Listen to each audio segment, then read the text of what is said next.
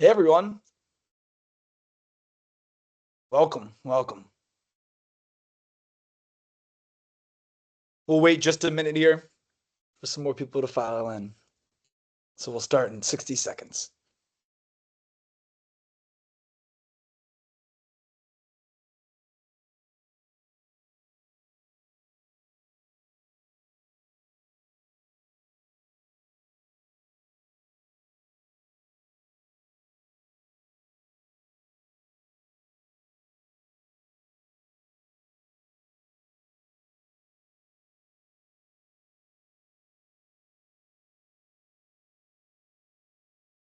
Okay, let's start it up.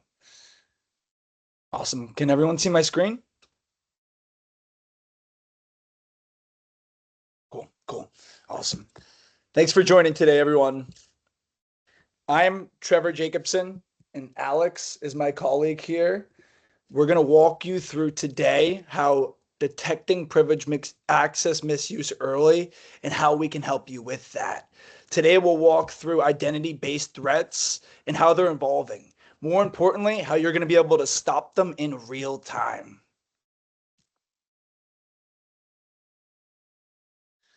So here's our agenda for the day. First, why privilege misuse is increasing. Then secondly, why detecting it is going to be so challenging. We'll walk you through 6 real-world misuse scenarios that I'll walk you through, followed by a practical detection framework. We'll show you how we approach this problem, and then we'll wrap up with a demonstration and key takeaways, plus a Q&A. Reading your question one time. Don't forget those. Type those in, and then we'll get to those right at the end for everyone. So the security landscape has fundamentally changed. We've moved from cloud and hybrid environments where identity and not the network is our brand new perimeter. Attackers, they no longer need to break in, they need to log in. They're using legitimate credentials, often stolen or misused. And with remote work, access is happening from everywhere, as we know. It makes it harder to distinguish from normal and suspicious behavior, and we'll show you guys how we attack that today. So these stats are pretty crazy if you take a look, and I'll highlight a few of those. These stats, they highlight the scale of this problem. Most of these breaches now start with credential abuse. A significant portion involves misuse either by those attackers or even by insiders. And when identity-based attacks, they're dominating modern intrusion.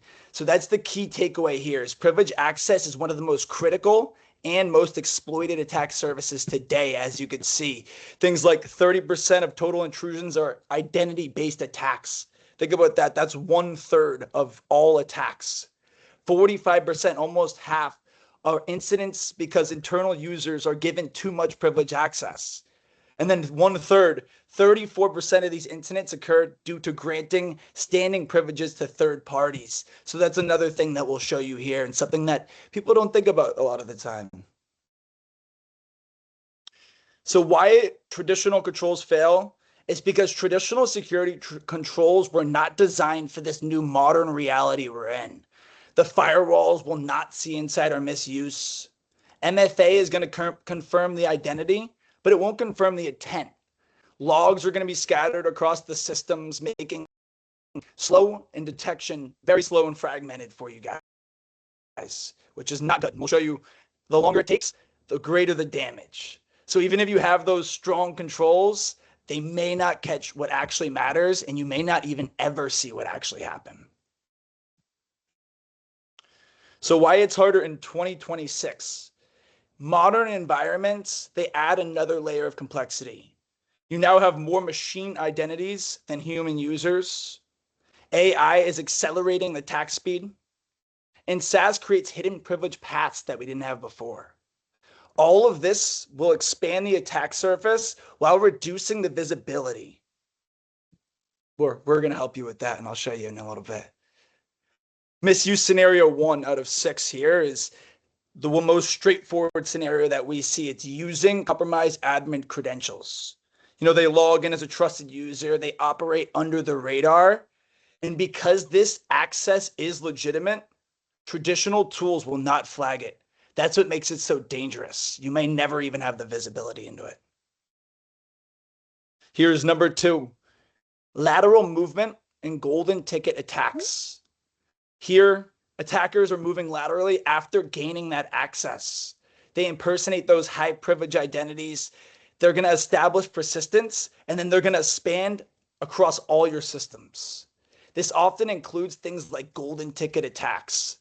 The key challenge here is it may just look like normal activity. Again, you may not know if you don't have the right tools. Number 3, insider misuse of legitimate privilege access. So not all of these threats are going to come from the outside. Insiders may misuse this legitimate access, sometimes intentionally, sometimes on purpose, sometimes they're making mistakes, and we see those mistakes a lot. They're going to operate within authorized boundaries, which makes detection even harder or even impossible to find. There's no malware, no obvious red flags, just subtle behavioral anomalies. And we're going to show you how to detect those sudden, subtle behavior anomalies too later in this. Misuse scenario number 4, privileged users making advertent mistakes. So not all privileged access is malicious. Some of the most impactful incidents, they're going to start with just simple human error, like I mentioned before. Think about a system administrator. They're making a quick change under pressure. They might accidentally misconfigure something, or they leave a port exposed, or maybe they grant broader permissions to get things working for another user, and then they forgot to roll them back later. It's small mistakes like this that can quietly weaken your security posture over time. These attackers are very good at finding these, exploiting these, so that's the way to get in. You need to have the visibility and control over this. So while this isn't misuse in the traditional sense, it's going to create the same exact outcome. An opportunity for unauthorized access without triggering any alarms. So number 5, exploiting compromised contractors or vendor accounts. This is those third-party accesses that introduce that risk that I mentioned earlier in this. They're going to have vendors and contractors that often need that elevated privileges because they operate outside your direct control. In many cases, this access is persistent. It's shared, or it's not even closely monitored.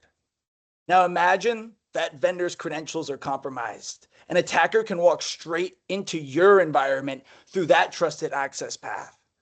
And because that access is expected, it won't look suspicious at all. What makes this especially dangerous is the potential for supply chain impact. One compromised accounts can affect multiple of your systems or even multiple organizations. That's why third-party access needs that same level of visibility and control that you have for your regular users.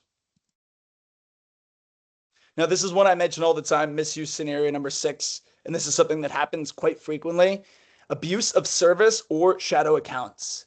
So service and shadow accounts, they are often overlooked because they are that favorite target. Service accounts are used for automation.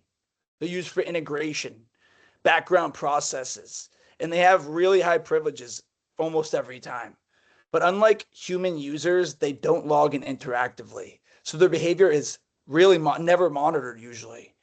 On top of that, many organizations accumulate shadow accounts over time, and this is big. Accounts that were created for a specific purpose and then forgotten. Maybe you had someone leave the organization or whatever it was. These accounts may still be active, overprivileged, and using outdated credentials. For an attacker, this is obviously ideal.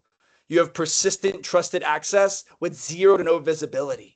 That's why it's crucial not just to manage human identities, but to fully understand and monitor all non-human privilege access as well. So why detection is difficult and requires this new approach is the core issue is this, and I've been walking through this obviously. Attackers are no longer behaving like attackers. They're going to be using that legitimate credentials. The activity is going to look normal. It's going to look like normal administrative work. There's going to be no malware signature, no obvious exploit, just valid access being used in subtle, often low noise ways. On top of that, This is the worst part. Visibility is fragmented. Even if you have a way to look into this, authentication logs are in one system, access data is in another, activity logs are somewhere else. So even if you had something, well, the signals are hard to piece together. Finally, there's going to be no clear trigger if you do have something. No alert that definitely says this is absolutely malicious. That's why traditional detection, it does approach usually fall short. You need to shift from looking for known threats to identifying normal behavior and access across identities and all the activity on the systems. So what should you do? If traditional signals don't work, what should you look for? The answer here is these early warning indicators. Small deviations that when combined, they're going to point to misuse. First, authentication anomalies. You're going to have logins at, unusual times, maybe from new locations or devices, or even repeated MFA prompts. Secondly, behavior deviations, actions that are often, they're rare. They're like running commands or access systems that they usually don't do. They're all over the place where they usually aren't. Third, account and access risks. Things like dormant accounts suddenly become active or unexpected privilege escalation. We could show you all of that. Finally, data and system signals. Large data transfers or attempts to disable logging or those security tools. Individually, you might see all of these and it might not be that critical. It might just be regular things. But when you correlate all of this together, there's early indications that something's wrong, often before any damage is even done. Now, to operationalize this, we've created a 5-step framework for everyone. First, identify all those privilege identities, not just those human admins, but service accounts, automation, and those third parties that I spoke to before. Second, detect authentication anomalies. This is going to be your first signal that something may be off. Third, you need to monitor sessions end to end, not just logins, but what those users actually do. Those commands, their file access, maybe any system changes. These are these little changes that are going to help you really correlate something before it actually happens. And now fourth, correlate identity, access, and that activity data together. We're going to give you all of that underneath that one pane of glass.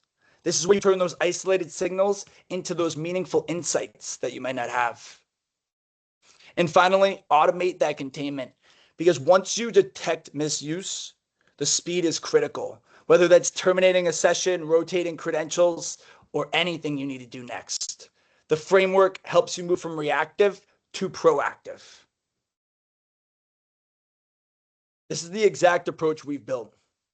We're going to combine privilege access management with identity threat detection and response.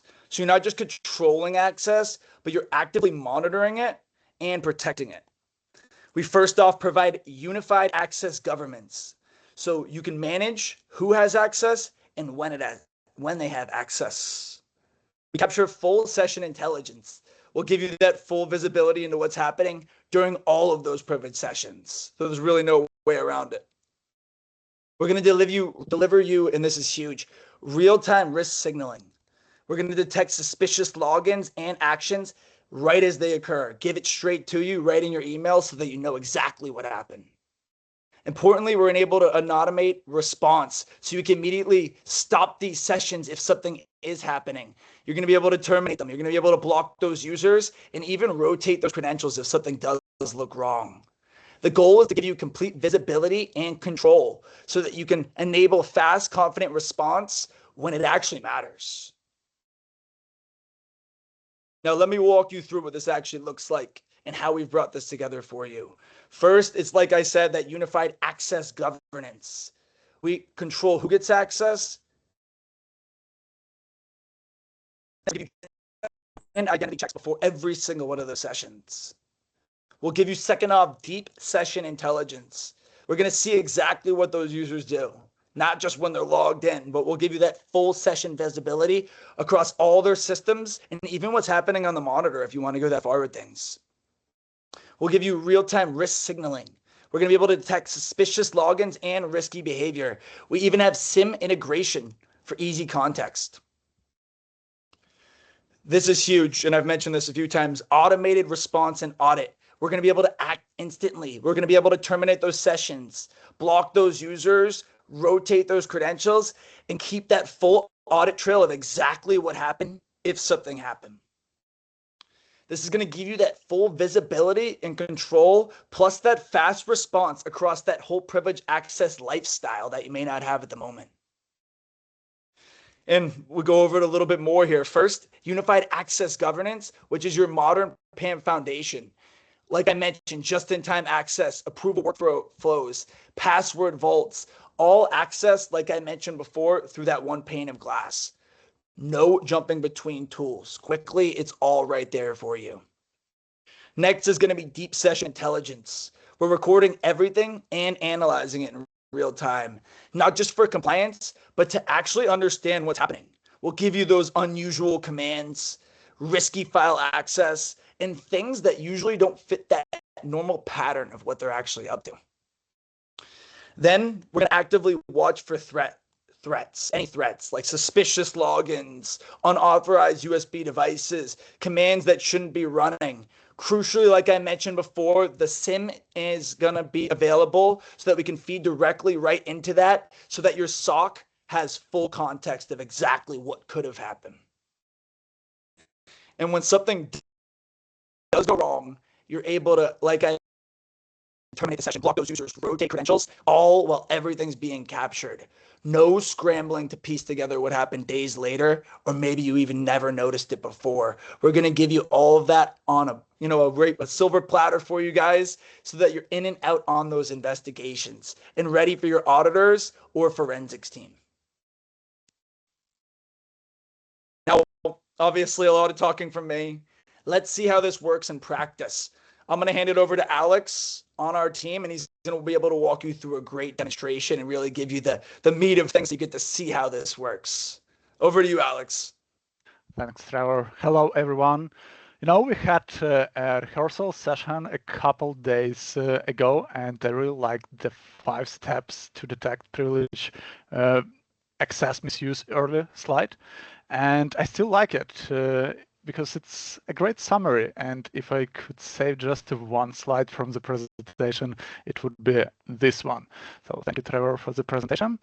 And we will move straight into the hands-on portion. You will see the product in action, including which buttons to click to configure it and start using it right away. I'm going to share my screen. And while I'm doing it, if you have any questions, you can drop them into Q&A section. I believe you can see it on your screens in Teams as well. And we can go through these questions at the end of the webinar as well. I believe that you can see the screen now. As mentioned earlier, Syteca combines 2 solutions in a single product, Privilege Access Management, PAM, and Identity Threat Detection and Response, ITDR. In this demo, we'll walk through the typical workflow users follow once they install Syteca. And we will begin with the PAM functionality and then slide into ITDR part as well. And the first step is account discovery. Account discovery is a core component of PAM. It allows you to scan your domain for Active Directory accounts. And essentially, you're looking for 2 main types of accounts. You're looking for shadow accounts that Trevor mentioned during the presentation. Shadow accounts of the people that left the company already, but somehow accounts are still active. Maybe someone forgot to delete them. Maybe some of the previous administrator created extra account that you are not aware of. So the point is that you would like to know that such accounts exist, because if these accounts exist, it means that someone can expose these accounts and they can use these accounts to access your resources. So you'd like to spot these accounts and likely to delete them. And the second type of accounts of the people that are working for the company and everything is great, but maybe not all of these people, not all these accounts need that much privileges to perform their work duties. So you'd like to find these accounts as well and maybe cut some of these privileges. And you can scan and discover not only AD accounts, but also you can scan your Windows and Linux endpoints to find local accounts and their dependencies like IIS, scheduled tasks, and Windows services. And here you can see this example, we have this Ekran admin account, and we can see that this account has 7 dependencies. So we can open and take a look what kind of dependencies this account has. And we can see that, yeah, it's scheduled task, IIS, Windows services, and so on. So with account discovery, you can organize your accounts and ensure that everything is great and fits your organizational structure and needs. So once our accounts are organized, you would like your employees or maybe third-party companies' employees to start using secrets to access your resources. We support Active Directory, Windows, Linux, web applications, and MS SQL secrets. I'm going to open Windows secret as an example so we can take a look how it looks like inside.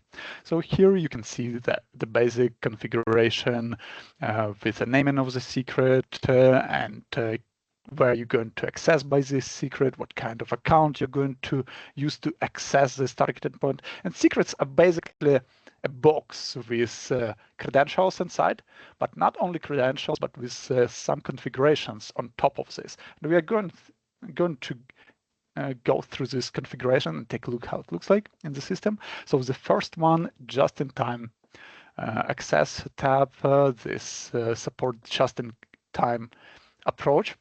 And usually it is the case when you have some third-party companies, subcontractors that access your resources, access your servers, virtual machines, databases, just on a temporary basis. And these people are not working with you within the same company, and they're not sharing the same table with you. And sometimes you're not even sure that it is actually these people that you expect to connect to the target endpoint, that it is actually going to be this person and not someone else behind this account. So we would like to have some kind of a little bit more control on them, and it is the functionality that is going to help you with. So first of all, when you share secrets to these people, you can, and these people are here with you just for 1 week to perform some temporarily work like maintain database or penetration testing or audit or something like this. In this case, you can share the secret to them to access this target endpoint, and you can restrict them to use the secret during the limited period of time, let's say for the next week only. And after this week, the access is going to be terminated automatically without any extra activities from the administrator. Also, on top of this, you can restrict them to use the secret and access target endpoints during the working hours only. So you can avoid a case when someone accesses a target endpoint database in the middle of the night, jeopardizes, misconfigure this database, or maybe export erase database, something like this, and no one can even track because everyone is sleeping. So with this functionality, you can avoid such cases as well. And for the most critical parts of the infrastructure, you can make users to access target endpoints only under access request approval. And in this case, you specify who is going to be this reviewer. So user creates access request, specifies the reason why they need to access this target endpoint, and the responsible reviewer is going to review this access request and take a look and say, oh, okay, it's valid, they need to access it, or maybe it is kind of suspicious and why they need it, maybe I'm going to investigate it a bit more and maybe reject this access request. For Windows AD and Linux secrets, we also support the automated rotation of the password. So this password can be rotated automatically on a daily or hourly or even minutes basis.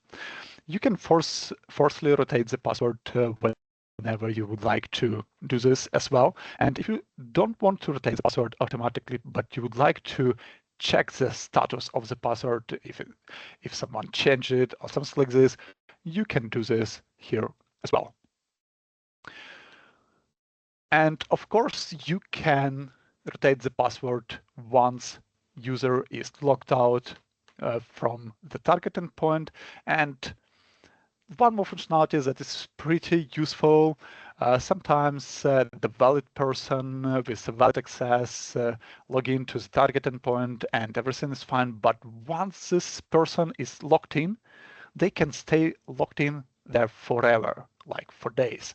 And to avoid this, you can forcibly log out people from the target endpoint after the specified period of time, like 4 hours or 8 hours. So they're not going to stay logged in there forever. And these secrets can be shared to the group of users based on the departments or roles of these users. You can specify the permissions of these users. Are they going to are they going to be just users of this secret? Are they allowed to edit this secret? Are they allowed to perform the file transfer operations, see secret, password, and so on? You can specify all this stuff here, and you can share these secrets not only to groups, but you can share to specific people as well. And all secrets can be organized in folders that you can see on the left side of the screen. You can create your own folder, your own structure of the folder, and you can organize secrets in the way that is suitable for you, like based on the target endpoint that you're going to access, or based on the department or the roles of your employees as well. So let's take a look how actually use secrets here within this platform by Syteca. So we have a few options. We have 3 options to use secrets. The option number 1 is totally agentless. In this option, you grant your employees access to this web interface that you're looking at the moment. You can enable two-factor authentication on top of this to ensure that it's going to be this person that is about to log in. You grant them permissions to see only stuff they need to see, let's say password management. You create secrets and you share secrets to this people. So let's say I'm this person. I can see the list of secrets that are shared to me. I can see the name of the secret. I can see where I'm going to connect by this secret. I can see the password because I don't need to see the password, because if I know the password, I can expose this password. I can message this password outside of organization or maybe inside of organization. But anyway, in the end of the day, you're not going to know who has actually access to this target endpoint. So, and I can connect to this target point. So, and I have a couple of options. I can connect to this target point via local RDP client, or I can connect via browser directly. And if I click this button, I'm going to connect to this target endpoint via browser. That's what I'm going to do. Just a second, it is a refresher of the page. So we are connecting to this target endpoint. It is a similar RDP connection using Guacamole. So we can connect to this target endpoint via Chrome in this case. And once I'm connected, I can perform my usual work duties as usual. The same regarding Linux. So you can connect to, not this one, but this one. I can connect to the target Linux target endpoint via browser as well and perform my commands in here. This is the option number 1. It is totally agentless option, so you can connect to the target endpoints via using browser only.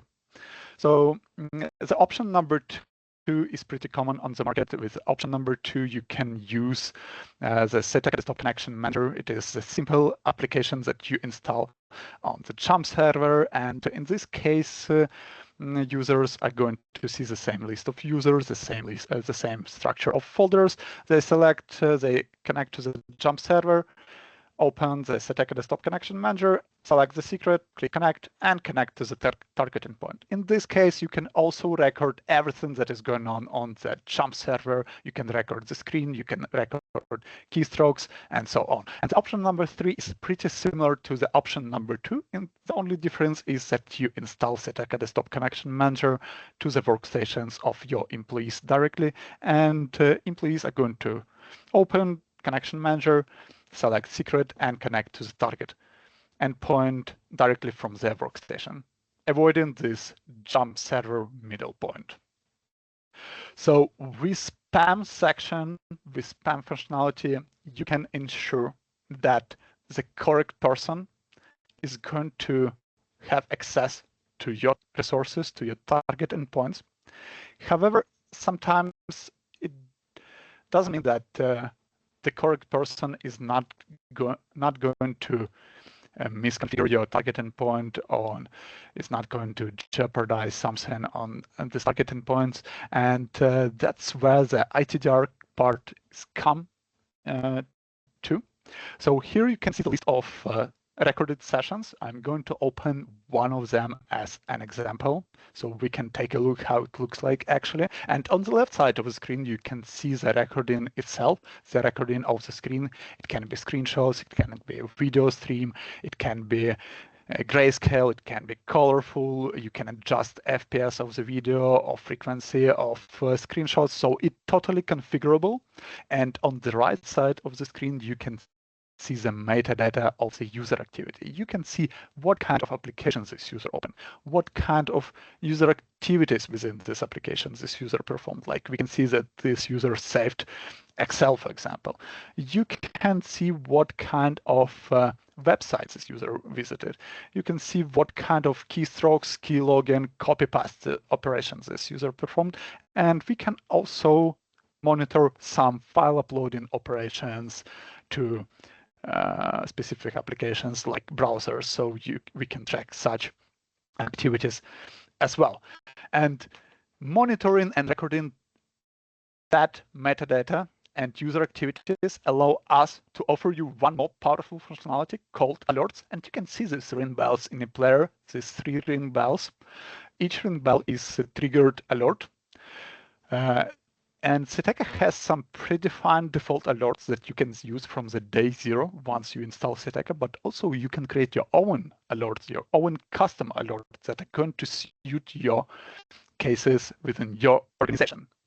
And in this case, we can see that default alert was triggered, that someone storing password in a clear text, and it means that this person knows the password. It means that this person can expose this password, can message this password to someone else, and this person doesn't use the secret. So maybe you didn't know, even didn't know about this case. So we can detect such cases, and we can send you email notification about it, so you can review these cases and maybe make a user to use a secret instead of manually tapped in password. Also, we have a reporting system in the platform.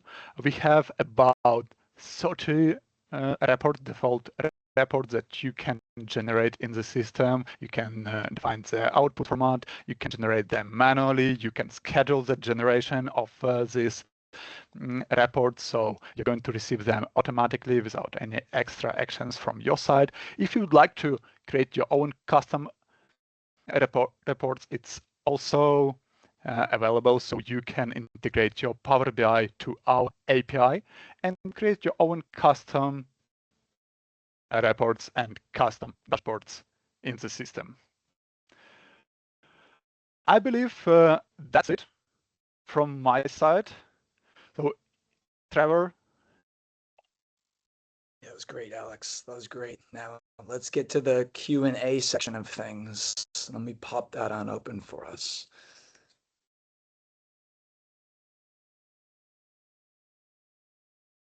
Okay, so first off, Ivan said, we still rely on shared admin accounts in some systems. How can you address that?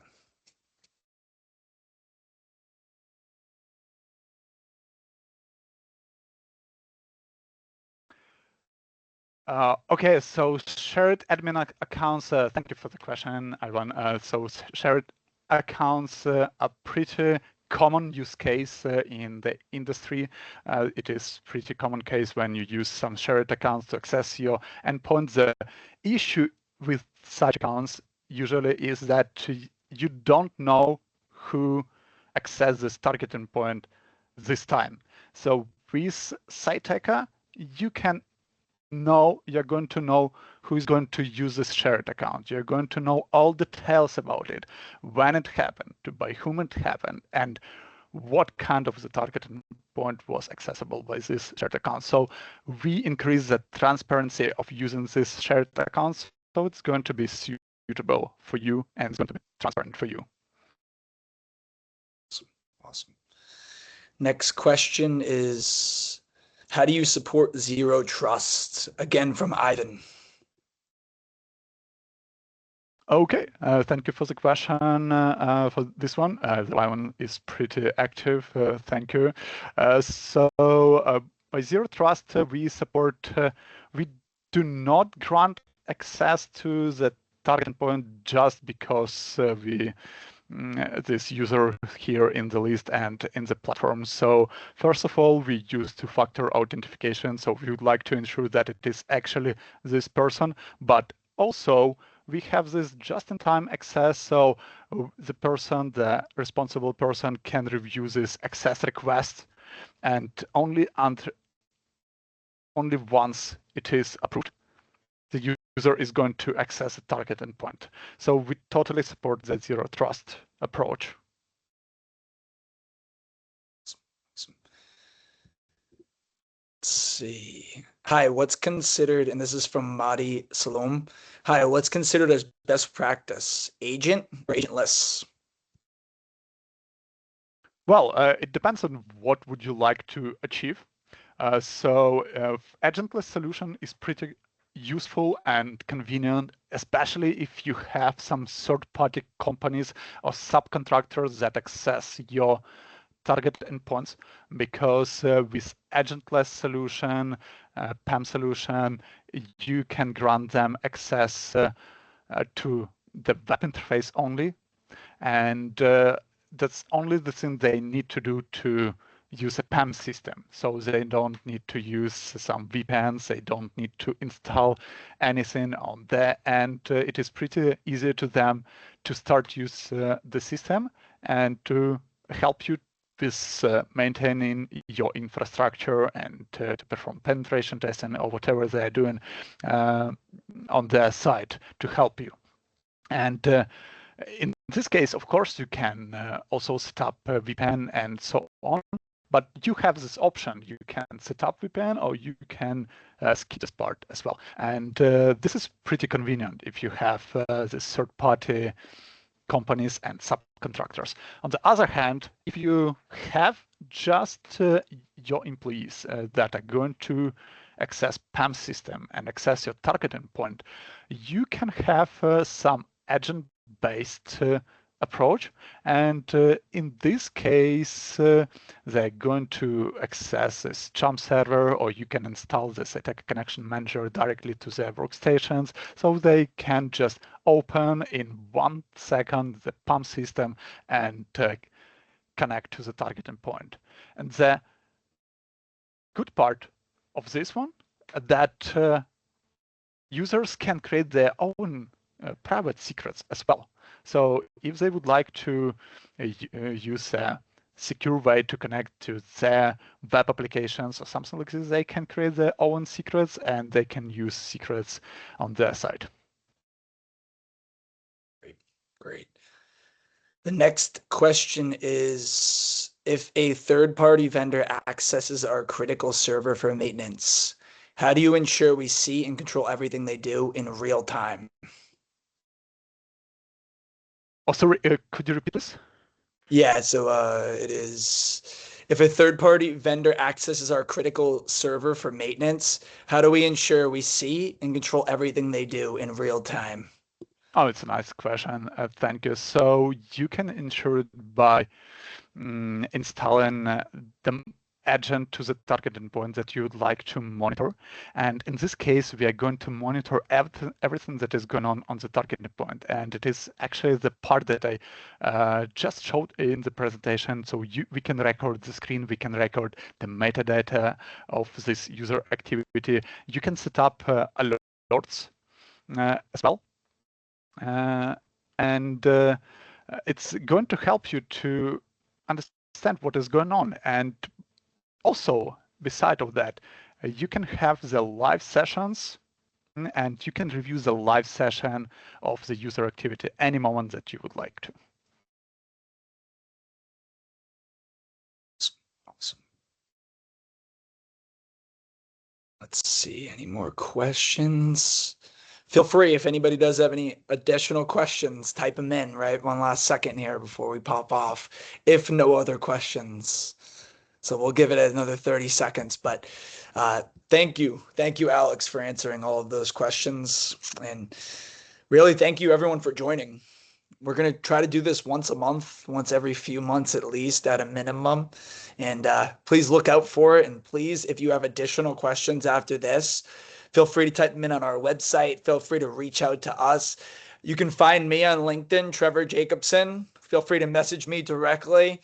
Whatever you guys need, we're here to help. And we even have free trials available if needed, if wanted. So we would be more than willing, and it would be warranted if you guys would love to try it out. So just let us know, and we're here to help with anything. So thank you. And thank you, Trevor. Yes, of course. Thanks, Alex. So no additional questions. Thank you, everyone. Have a great day, and have a great upcoming weekend also. Thank you. Bye-bye. Bye, everyone.